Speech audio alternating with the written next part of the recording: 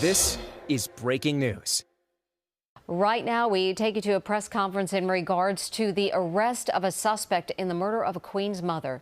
Commanding Officer to 112, Inspector Joe Kappelman, the Assistant Chief Joe Kenny, the Citywide Investigation Chief, Julie Morell, the Queens Investigation Chief, who led this investigation, Lieutenant Timmy Thompson from Queens North Homicide, the two case detectives, Detective Carmine Caruso from Queens North Homicide and Detective John Benzolt from the 112 Precinct Detective Squad. So, good morning, everybody. Last night, while detectives were canvassing for video, they observed a male who was wanted for questioning in a horrendous homicide. He voluntarily came back to the 112 precinct and made incriminating statements.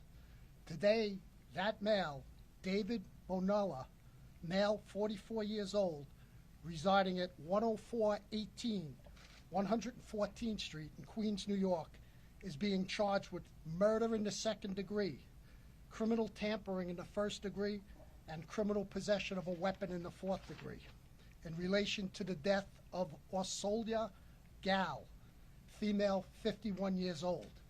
This investigation is still preliminary. There is a lot of work left to do, but this is what I can tell you.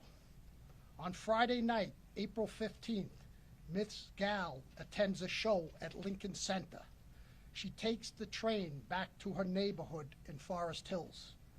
At 11:20 p.m., she stops in a local establishment for a short while before returning home.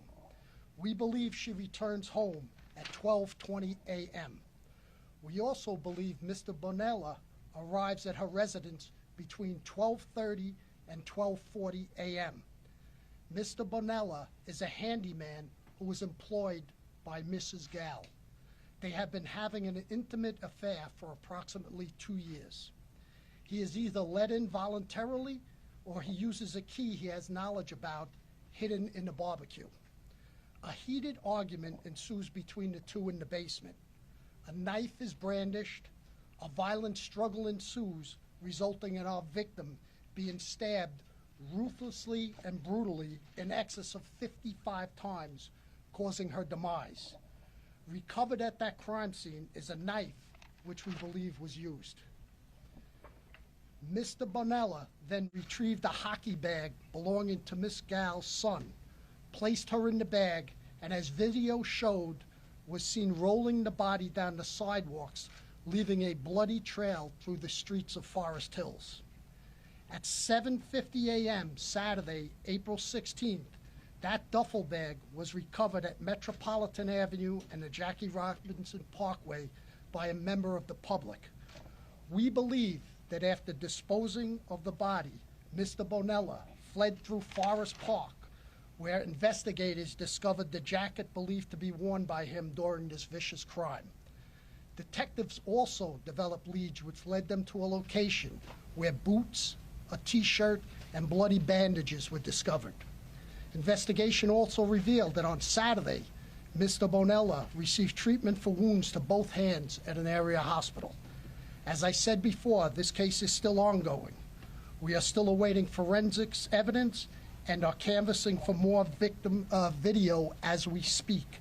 But detectives, through interviews, videos, and the public's help, and specifically the Queens DA, Melinda Katz, and her staff, who have been with us every step of the way, were able to quickly take this killer off the street. I just want to assure the public, and especially the residents of Forest Hills, that there are no outstanding suspects at this time. With that, I'd like to take any questions. Nicole? Talk about the suspect's background. Has he been arrested before in the system for anything domestic? At this time, he has no arrests that we know of. Juliet, hold on, ma'am. Ma'am, hold on. Juliet. Could you talk a little more about the nature of the relationship? Is this something that wasn't, was she rejecting him? Why were they getting into the argument at all? This is Lieutenant Timmy Thompson from the Queens North Homicide Squad. Good afternoon, everybody. We believe in the relationship that the Mr. Bonola had with our victim was an intimate type relationship, and this stemmed to be a domestic type dispute that they were having.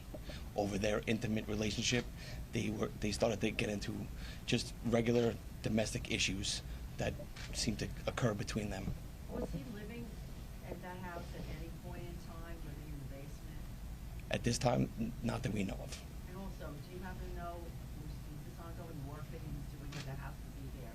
How often was he there? He has been doing work at that residence for approximately 2 years on and off. John. Chief, did he confess? And did he say why he did it? Did he give a motive away? Well, I mean, he made incriminating statements. We're not going to go into what he talked about. This is still under investigation. But we, working with the Queens District Attorney's Office, we have enough to arrest him and charge him with the murder. Chief, were they breaking up? And what about the son upstairs? Was he alerted to this? Is that why he fled quickly with the duffel bag? First question first. I'm sorry, you said, were they breaking up? They had been off and on, and they had broken up prior, but had reunited early in the month of April, and their relationship was considered at an end. By her? We don't have her statement, ma'am. Can you talk a bit about the alleged text messages that came to her husband who was out of town? Did he indeed get a message, and was it threatening in nature? A message was sent from the victim's cell phone to the husband. That message was, as previously reported, that there had been a crime in the past that was now that same person from the crime in the past was back again. We believe that to be completely false, as far as there was nothing to do with any crime in the past in this case.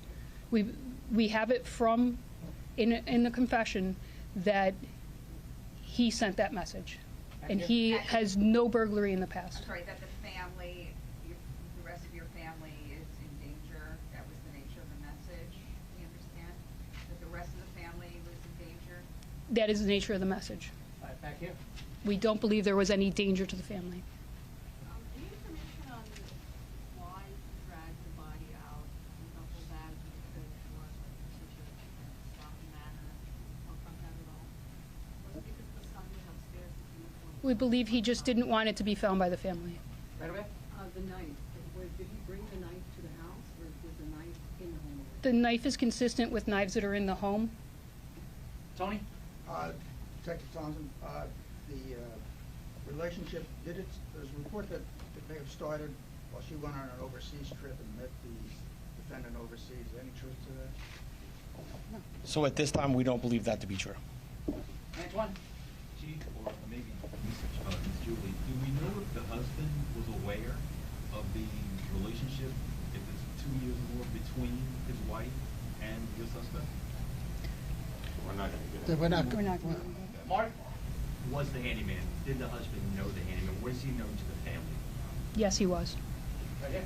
Hi, so I just wanted to clarify one thing you said. You said they were on and off, but they were united in April, but now it was at an end. So are we saying that they had broken up or that they were together?